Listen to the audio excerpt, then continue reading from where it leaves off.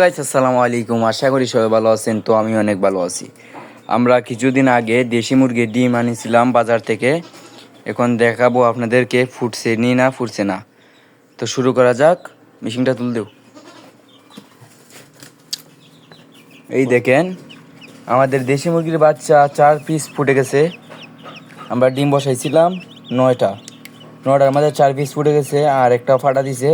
এইটা দেখাও, এই দেখেন এটা ফাটা দিছে, এটা ফুটে যাবে।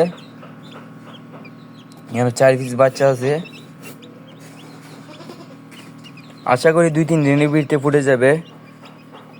এখন আপনাদেরকে দেখাবো মিশরি ফাউনি মুরগ। এই দেখেন মিশরি ফাউনি মুরগ, আমরা এটা ইনকিউবেটর থেকে ফুটাইছি। মিশরি ফাউনি মুরগ অরিজিনাল যেটা।